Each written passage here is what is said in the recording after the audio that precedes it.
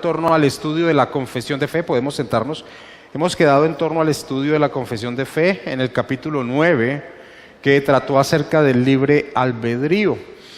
Y si una enseñanza sacamos de ese capítulo es en torno a la libertad del hombre, pero siempre en relación a la condición en la que se halla. Y el hombre natural nace en una condición de muerte espiritual, de pecado, así que su libertad se ciñe a su condición, es decir, no busca un bien espiritual. Primera de Corintios capítulo 2, versículo 14, enseña el apóstol Pablo que el hombre natural no percibe las cosas que son del Espíritu de Dios, porque para él son locura, y no las puede entender porque se han de discernir espiritualmente. Es una muy buena descripción del apóstol Pablo del hombre en su condición natural de incapacidad en torno a las cosas de Dios. Ahora, entendiendo eso, y como aún la confesión de fe tiene una estructura lógica, desde el día de hoy y durante 8 capítulos en torno a la confesión de fe, es decir, desde el capítulo 10 hasta el capítulo 18 de la confesión de fe, la confesión empieza a tratar lo que Dios hace para la salvación del hombre. Porque si la condición del hombre es esa que hemos visto en el capítulo anterior, en ese estado de incapacidad, de sujeto al pecado, como el apóstol Pablo señala en sus epístolas, esclavo del pecado, pues es Dios quien tiene entonces un obrar en aquellos que Él ha elegido. Y en medio de ese obrar, Dios llama a que se predique la palabra del Señor, porque es a través de la palabra del Señor que las personas recibirán vida espiritual. Me encanta mucho cómo el apóstol Pablo señala esa actividad del hombre de la predicación y el objetivo. El apóstol Pablo dice en 2 Corintios 5, 18, en torno a la salvación de Dios, y todo esto proviene de Dios, quien nos reconcilió consigo mismo por Cristo y nos dio el ministerio de la reconciliación. Que Dios estaba en Cristo reconciliando consigo al mundo, no tomándoles en cuenta a los hombres sus pecados, y nos encargó a nosotros la palabra de la reconciliación. Así que somos embajadores en nombre de Cristo, como si Dios rogase por medio de nosotros, os rogamos en nombre de Cristo, reconciliados con Dios. Ahora, esa orden que da Dios, como también la da en Mateo 28, de ir y predicar el Evangelio, es una invitación a las personas a recibir el mensaje del Evangelio y a responder a él. Es una invitación. Ahora, el hombre se halla en un estado de muerte espiritual. ¿Cómo responde a ese llamado, a esa invitación del Evangelio? ¿Cómo es posible que el hombre pueda responder al llamado, a la invitación del Evangelio, a la predicación del Evangelio, a la exposición de quién es Cristo y de la obra de Cristo, si el hombre está muerto espiritualmente? Pues precisamente se hace a través de lo que se conoce como el llamamiento eficaz. El llamamiento eficaz. Y ese es el capítulo que entramos a ver en esta mañana. El capítulo del llamamiento eficaz, que como indiqué, inicia toda una sección que corresponde a 8 capítulos en torno al actuar de Dios en pos de la salvación de los suyos. ¿Qué vamos a ver en esta mañana? Vamos a ver el párrafo 1, donde se enfatiza, o es básicamente una visión general de lo que es el llamamiento eficaz. Son 4 párrafos, están distribuidos de esta manera. Hoy vamos a ver una descripción general del llamamiento eficaz. El párrafo 2 se va a enfatizar en que es Dios quien hace. Es decir, es un actuar monérgico de Dios. Él es quien actúa en el hombre para la salvación.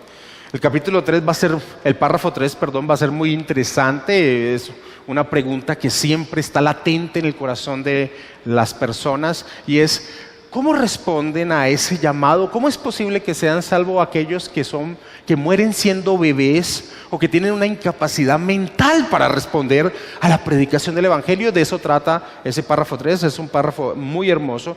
Y el párrafo 4 se expone básicamente los medios de que Dios utiliza para llamar al hombre.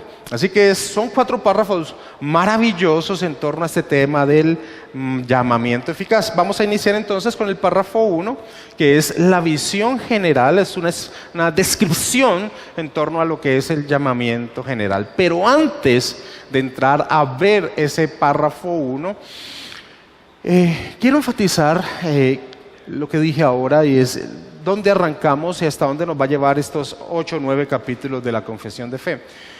Va a exponer estos 8 o 9 capítulos de la Confesión de Fe lo que comúnmente se conoce como el Ordo Salutis. Ordo Salutis es una palabra latina que significa el orden de la salvación, el orden de la salvación. Es decir, el orden que podemos extraer de la Escritura de lo que Dios hace para salvar a los escogidos. Este orden de la salvación o la aplicación de la salvación a los elegidos, tenemos un texto que se convierte en un texto clásico para la exposición de este orden, y es Romanos 8, capítulo 8, versículo 30.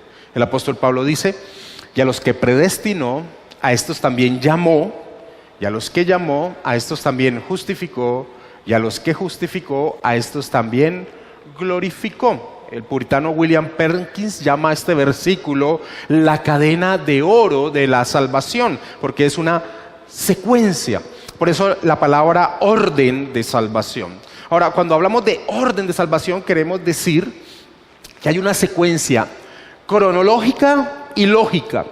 En cronológica, porque algunos de esos pasos que Dios aplica en torno a la salvación del hombre, podemos ver una cronología en el tiempo. Por ejemplo, sabemos que Dios primero justifica y después va a glorificar. La glorificación la vemos hacia el futuro, así que podemos hablar de una secuencia cronológica. Pero también llamamos que es una secuencia lógica, porque hay muchos de esos eventos, de ese proceso que Dios hace en torno a la salvación del hombre, que Dios aplica en torno a la salvación del hombre, que no podemos tener una secuencia cronológica porque se realizan en un momento inmediato. Por ejemplo, el llamamiento y la justificación se realizan en un momento inmediato. Así que el orden nos indica 2 aspectos que debemos tener en cuenta. Un aspecto cronológico en muchos de esos eventos, pero también lógico dentro de esos eventos. Entremos a ver el párrafo 1, entonces, de este capítulo 10 del llamamiento eficaz. Dice, ahí está bien.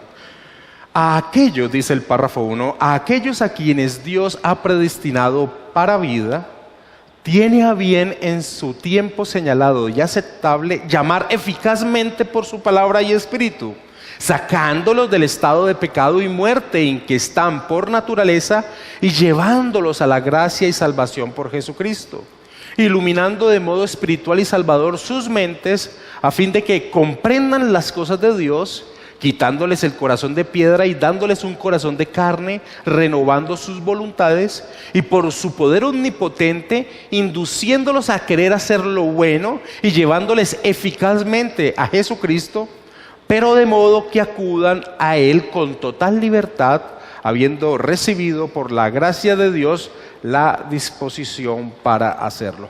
Esta es una descripción amplia de lo que es el llamamiento que Dios realiza, el llamamiento eficaz. Ahora, ¿qué nos va a presentar entonces este párrafo 1? Vamos a ver 8 características que presenta el párrafo 1 en torno al llamamiento eficaz. Eso es básicamente lo que hace este párrafo 1. La primera característica la encontramos en el inicio de este párrafo, porque nos indica quiénes son los receptores y quién es el autor de ese llamamiento. ¿Quiénes son los receptores y quién es el autor de ese llamamiento? La confesión inicia diciendo en ese párrafo 1, a aquellos a quienes Dios ha predestinado para vida.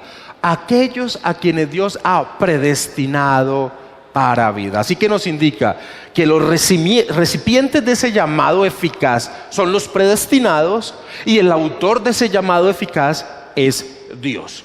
El capítulo 8 de Romanos, el versículo 29 dice, porque a los que antes conoció, también los predestinó para que fuesen hechos conforme a la imagen de su Hijo, para que Él sea el primogénito entre muchos hermanos. Aquí Y junto con el versículo siguiente, versículo 30, se nos indica entonces que son los predestinados aquellos a quienes Dios aplica ese orden de la salvación. Predestinación, llamamiento, justificación, santificación, glorificación, como indica el versículo 30. Así que quienes son aquellos que reciben el llamamiento es aquellos que Dios ha predestinado. Así que el tema teológico del llamamiento está ligado al tema de la predestinación. Es por eso que cuando cogemos algunas teologías sistemáticas, predestinación y llamamiento están unidos en un mismo capítulo, y es Dios lógicamente el autor de ese llamamiento. A muchas personas en torno al versículo 29 de Romanos 8 le llama la atención que Pablo inicie diciendo: porque a los que antes conoció también predestinó. Algunas personas equivocadamente señalan que ese conocer es que Dios ha previsto en su capacidad omnisciente de ver quiénes eran aquellos hombres que iban a responder al llamado del Evangelio, y que en ese sentido es que predestinan. Es totalmente tergiversar el sentido de la palabra predestinación, porque la palabra predestinación involucra que Dios fija ¿qué? Un destino. De allí de predestino, Dios fija un destino en la eternidad. Así que este es un concepto muy equivocado. Y también es equivocado ese hecho de que Dios mira hacia el futuro y ve.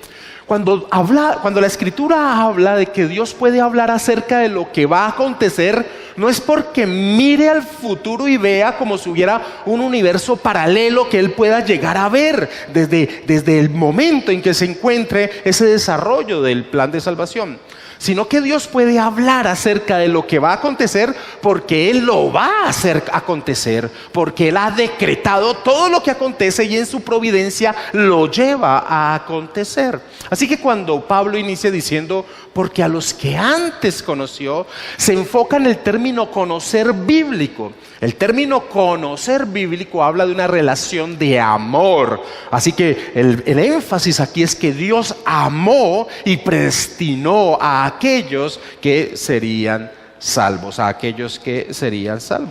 Por ejemplo, también podemos ver este mismo punto de lo que Dios hace en la eternidad en Efesios capítulo 1, versículo 3 y 4.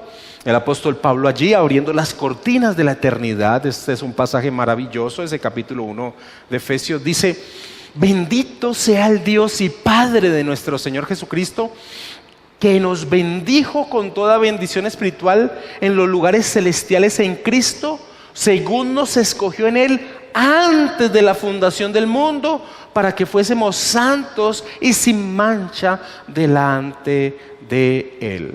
Dios en su plan soberano eligió quienes se unirían a la persona del Señor Jesucristo. De allí que podamos responder por qué muchas personas en su vida no tienen la posibilidad de escuchar el Evangelio de Dios. Porque el Evangelio de Dios es escuchado, y a través de él tienen vida eterna aquellos quienes Dios ha predestinado para salvación.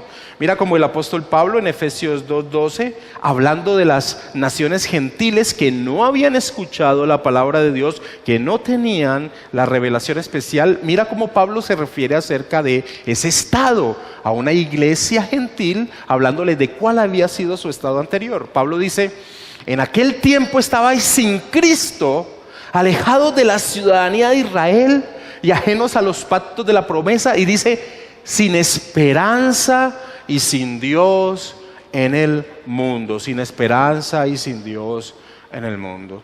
Así que, aunque antes la nación israelita poseía la revelación especial y en su negligencia no la expusieron a las demás naciones como deberían haber hecho, Dios en su providencia hizo que aquellos que Él había elegido desde antes de la fundación del mundo, aunque no pertenecieran a la nación israelita, respondieran o escucharan el mensaje de la palabra del Señor. Y encontramos mujeres como Rahab, Ruth, o hombres como Naamán, que aunque eran gentiles, tuvieron acceso por la providencia de Dios a la bendita palabra del Señor y pudieron responder en fe en torno a la promesa. Así que podemos decir que en torno a la obra de la expansión y la comunicación del Evangelio de Dios, Dios está ejerciendo un control divino para que sus escogidos escuchen el llamamiento de Dios a través de su bendita palabra,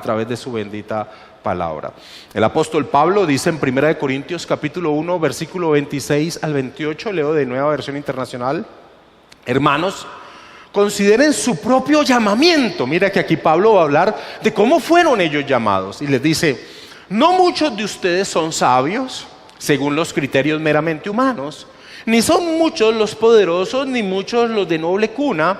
Pero dice, pero Dios escogió, mira, Pablo relaciona ese llamamiento, ese haber recibido esa palabra por la elección de Dios. Pero Dios escogió lo insensato del mundo para avergonzar a los sabios, y escogió lo débil del mundo para avergonzar a los poderosos. También escogió Dios lo más bajo y despreciado, y lo que no es nada, para anular lo que es.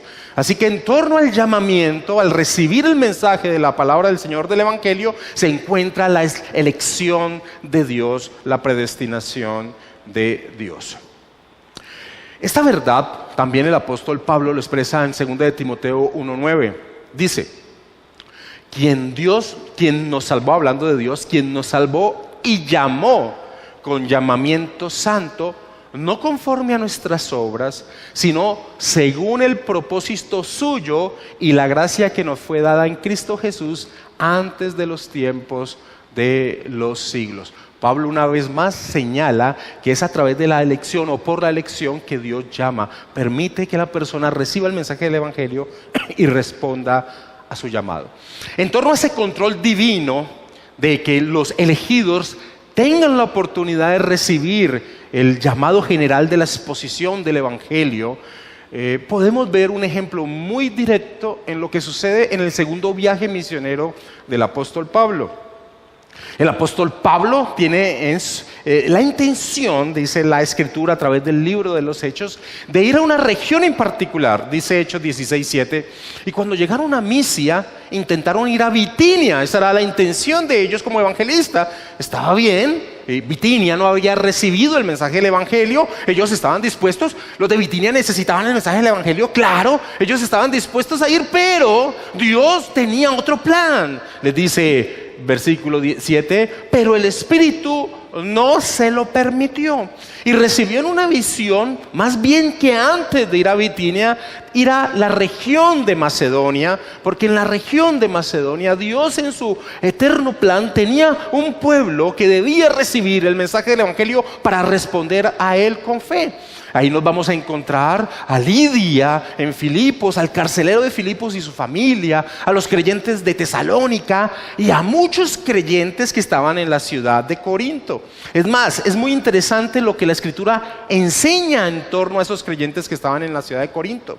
Pablo en Corinto, recibiendo gran oposición por la predicación del Evangelio, recibe una visión de noche de parte del Señor, o más bien un llamado de Dios de parte en la noche. Dios le dice en Hechos 18, 9, 10: entonces el Señor dijo a Pablo en visión de noche: no temas, sino habla y no calles. Mejor dicho, sigue exponiendo la verdad del Evangelio, porque yo estoy contigo y ninguno pondrá sobre ti la mano para hacerme mal. Y dice: porque yo tengo mucho pueblo en esta ciudad. Pablo, a pesar de la oposición que tengas, a pesar de las burlas, a pesar de tu vida misma, no calles, sigue hablando, sigue exponiendo. ¿Por qué? Porque yo tengo mucho pueblo en esta ciudad. Hay algo importante en torno a este tema que va a ser reiterativo. Las personas responden en fe en torno al mensaje de la palabra del Señor. Como vamos a enfatizar, no hay tal cosa como una acción del Espíritu Santo no vinculada a la palabra del Señor.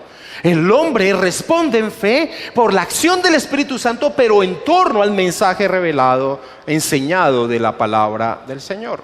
El Señor Jesucristo dice en Juan capítulo 10, versículo 16: también tengo otras ovejas que no son de este redil.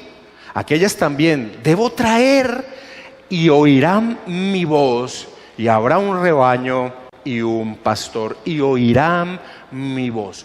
Todos aquellos que escuchan la voz de Dios, la voz del Evangelio y responden a él, se da porque son predestinados, son elegidos por Dios. Podemos decir entonces que el llamamiento eficaz es un acto de Dios Padre que hace a sus elegidos. Es un acto de Dios Padre que hace a sus elegidos. Así que esa es la primera característica, que básicamente son dos. ¿Quién es el autor del llamamiento? Dios. ¿Quiénes son los receptores de su llamamiento? Los predestinados, los elegidos por Dios. Eso grita el Nuevo Testamento, eso grita el Nuevo Testamento. Aquellos que responden al llamado son porque fueron predestinados por Dios. Ahora, miremos otra característica que nombra el párrafo. La ocasión, su ocasión. ¿Cuándo son llamados? La confesión en el párrafo 1 sigue diciendo que son llamados por Dios cuando tienen a bien, en su tiempo, hablando de la voluntad de Dios, tiene a bien en su tiempo señalado y aceptable. Así que la ocasión es según el tiempo señalado y aceptable de parte de Dios, según el tiempo señalado por Dios.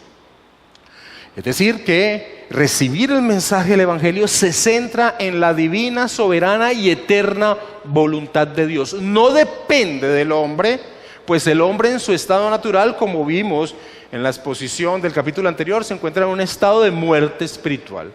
Pablo, en el capítulo 9 de Romanos, todos sabemos que es un capítulo que se centra en torno a la elección de Dios, dice en el capítulo 9, versículo 15, tendré misericordia del que yo tenga misericordia y me compadeceré del que yo me compadezca.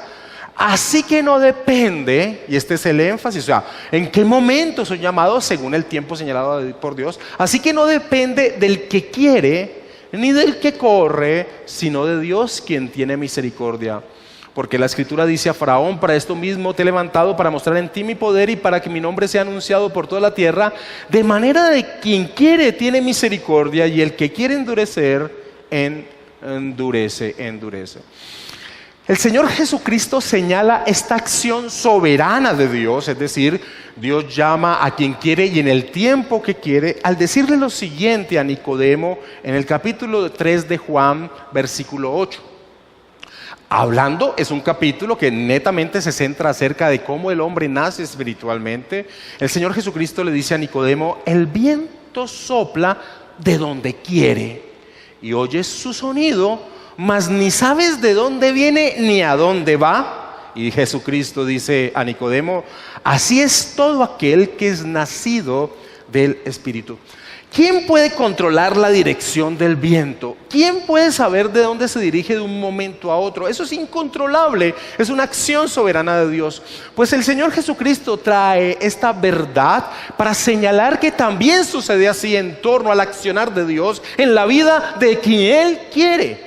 Así lo expresa también el apóstol Pablo en Efesios capítulo 1, versículo 11. Pablo dice, hablando que estamos en Cristo, dice: en Él, en Cristo, asimismo tuvimos herencia, habiendo sido, y una vez más Pablo, y este capítulo 1 sí que es enfático en esto, habiendo sido predestinados conforme al propósito del que hace todas las cosas según el designio de su voluntad. Según el designio de su voluntad. Así que la ocasión es según el designio de Dios. El tiempo es según el designio de Dios, de un plan maravilloso, de un plan eterno que Él hace que acontezca. Así que una tercera característica es que cuando son llamados, cuando el hombre es llamado para responder al mensaje del Evangelio, según el designio de Dios, es en su tiempo, en el tiempo de Dios. No depende del hombre, sino que es netamente acto y voluntad de Dios. Un cuarto característica, recuerden que en la primera vimos dos. Una cuarta característica es la eficacia. También lo enfatiza el párrafo.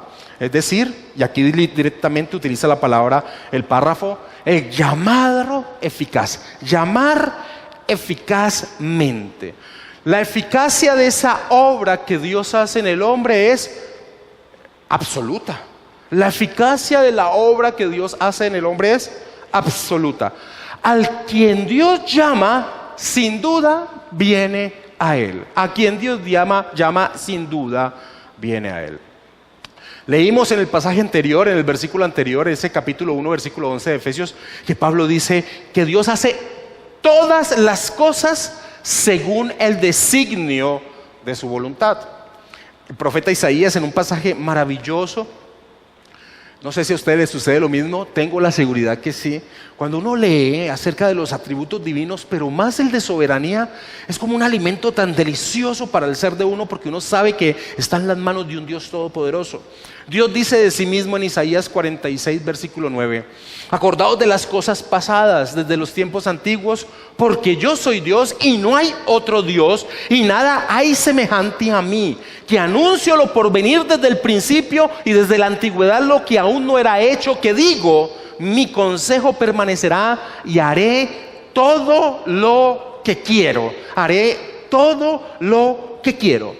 Cuando Dios llama a vida espiritual, lo hace con el mismo poder de como creó el mundo, por su bendita palabra.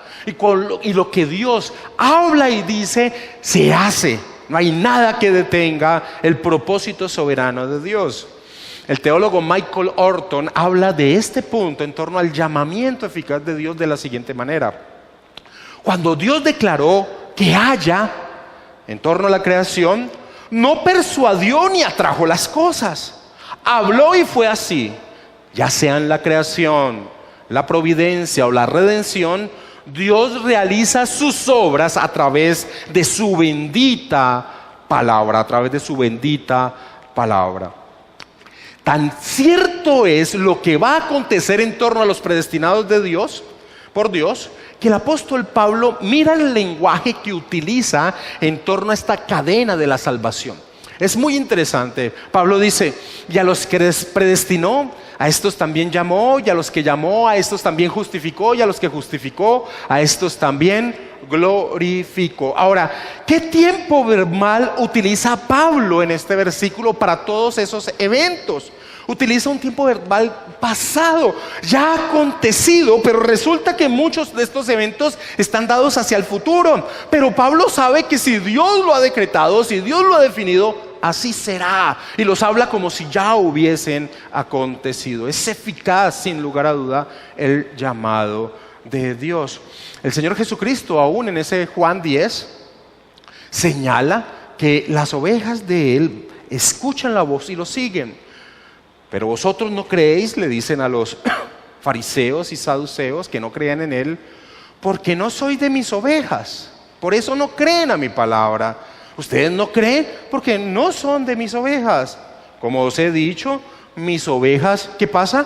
Oyen mi voz y yo las conozco y me siguen, y yo les doy vida eterna y no perecerán jamás, ni nadie las arrebatará de mi mano. En otras palabras, Pablo les está señalando el por qué ellos no pueden creer a su palabra. El Señor Jesucristo está señalando por qué ellos no podían creer a su palabra: porque no eran sus ovejas, porque no habían sido predestinados por Dios para poder responder al mensaje del Evangelio. Así que ese llamado, sin lugar a dudas, es eficaz.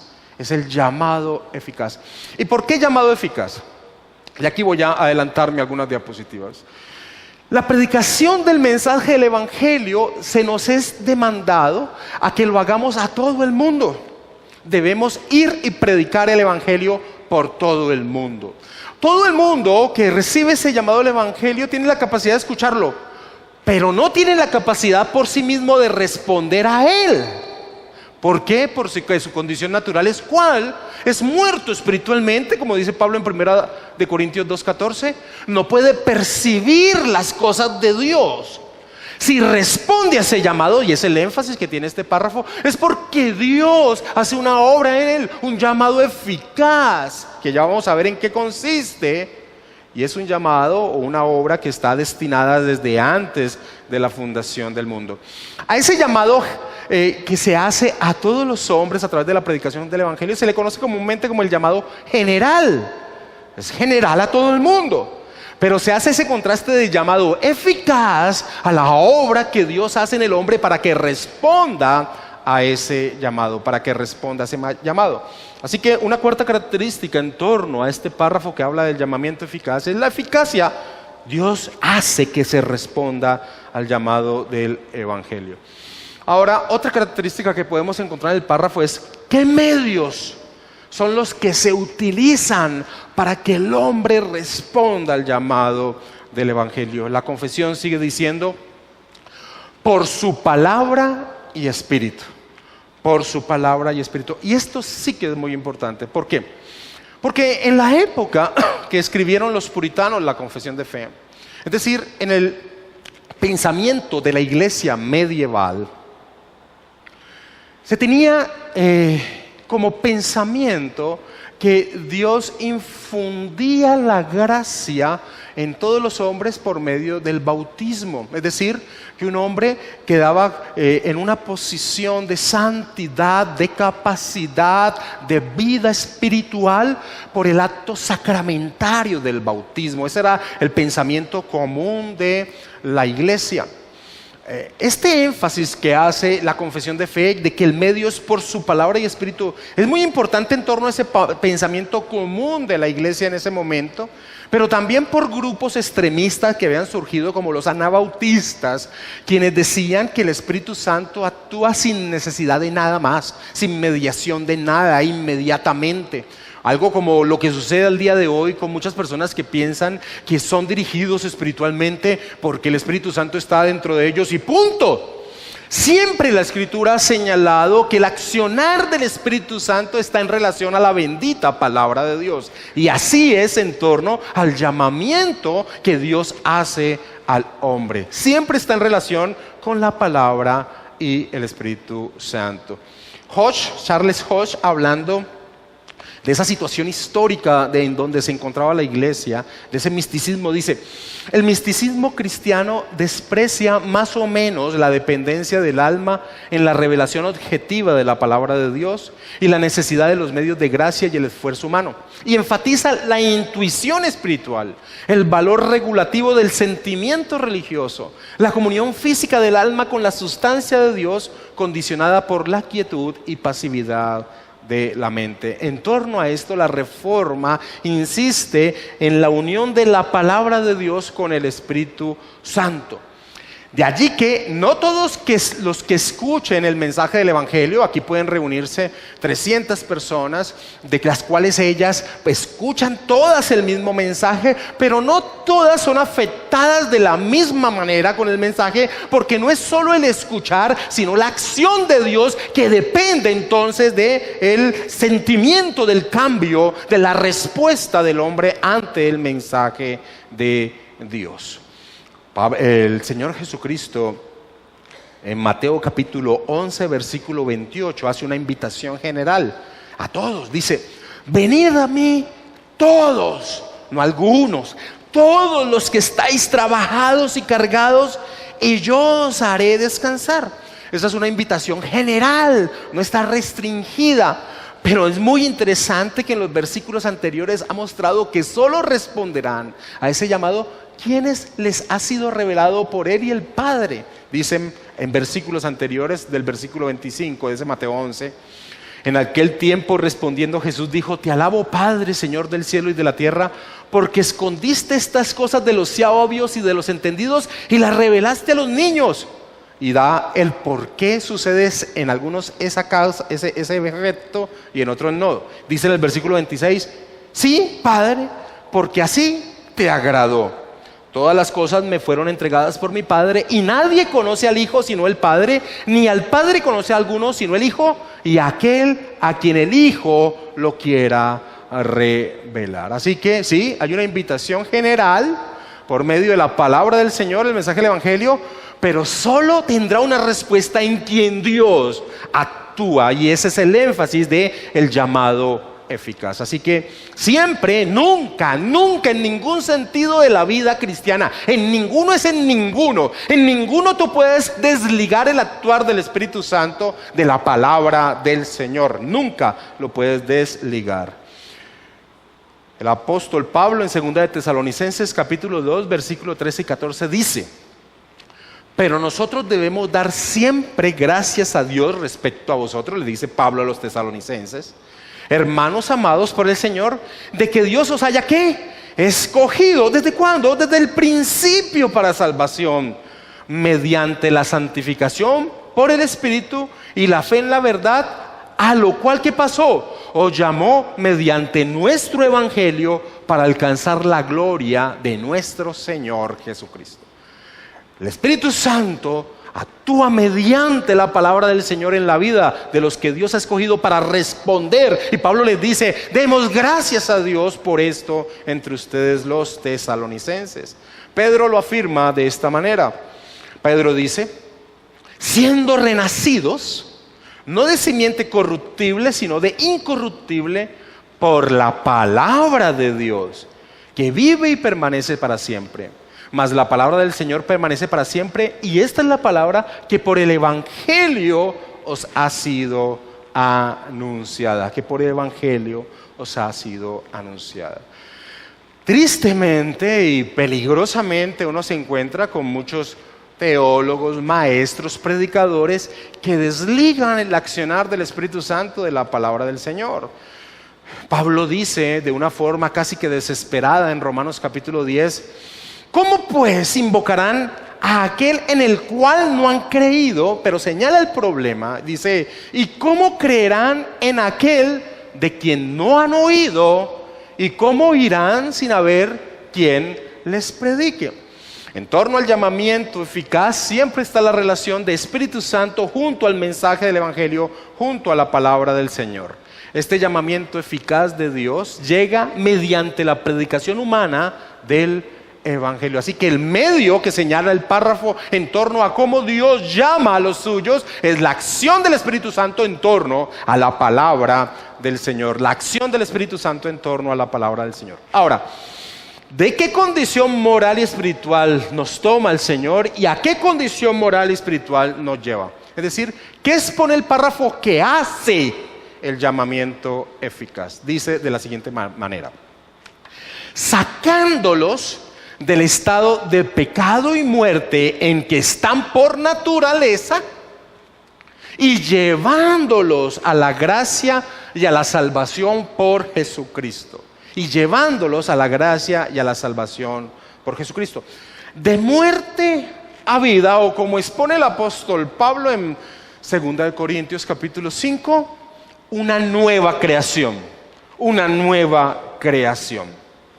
Pedro dice en 1 de Pedro 2:9, para que anunciéis las virtudes, y mira cómo expresa qué es lo que ha hecho Dios. De aquel que os llamó, ¿de a dónde?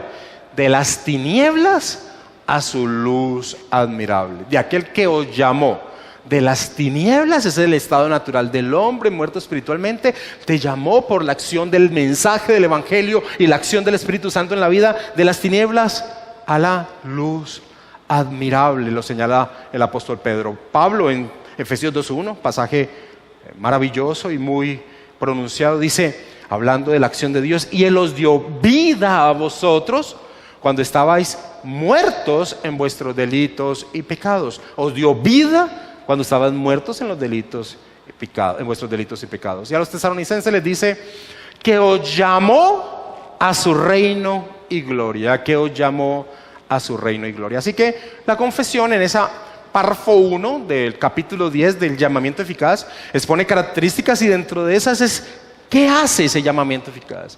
¿Cómo cambia? ¿De a dónde nos lleva de un lugar a otro en una condición moral y de vida? Y también señala la operación. ¿Qué hace el llamamiento eficaz?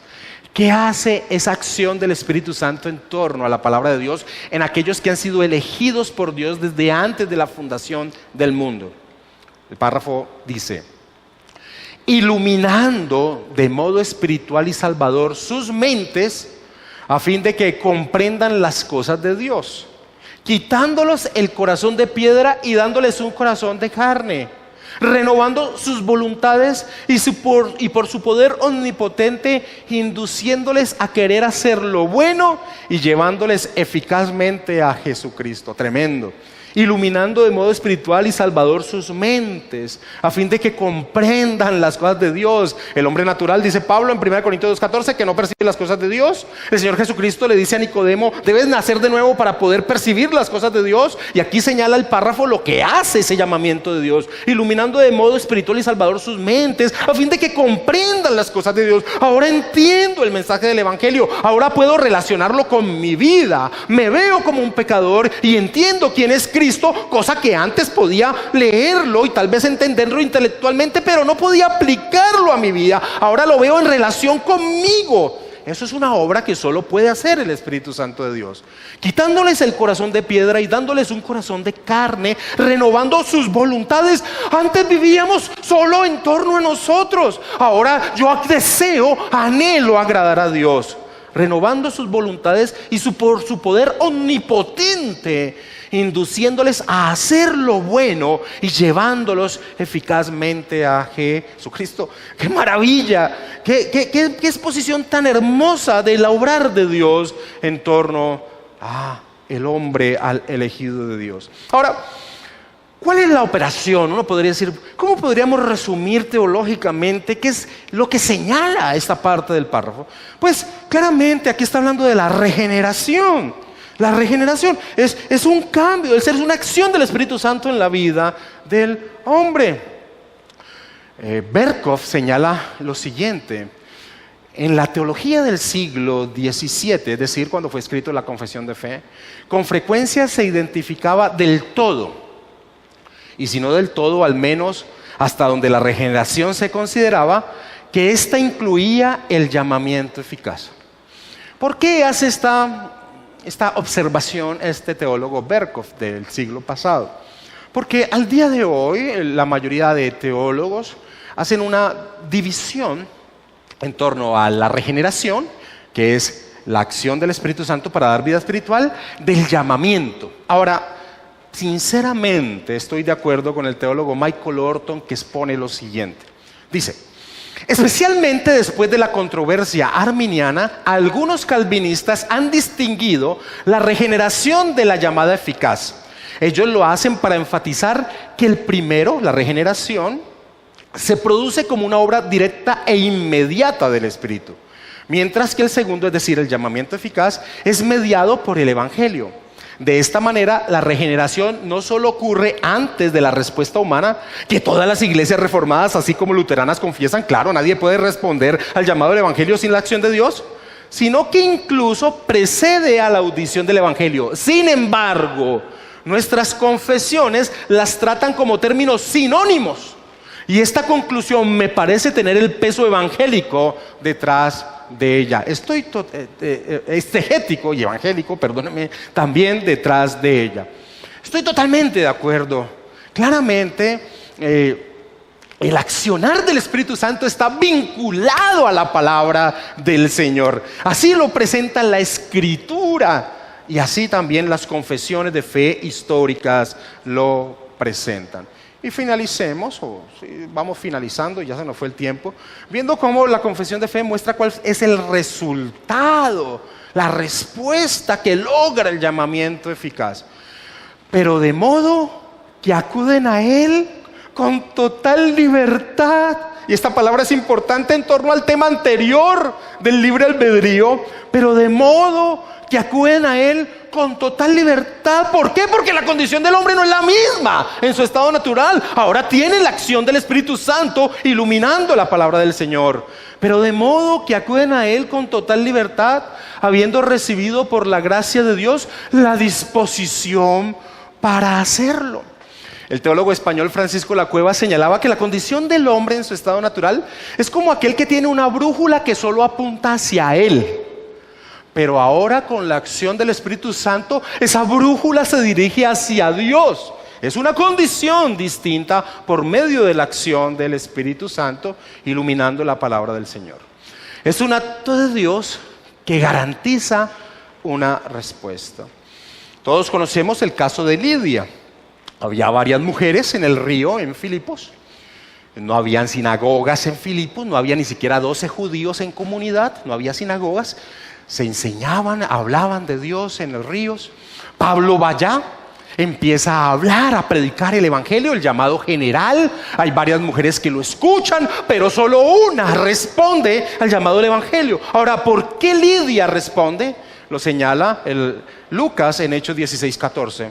Entonces una mujer llamada Lidia, vendedora de púrpura de la ciudad de Tiatira, que adoraba a Dios, estaba oyendo, igual que las otras mujeres, pero algo sucedió en ella, y el Señor abrió el corazón de ella para que estuviese atenta a lo que Pablo decía. Llamamiento eficaz. ¿Cuál fue la respuesta de Lidia?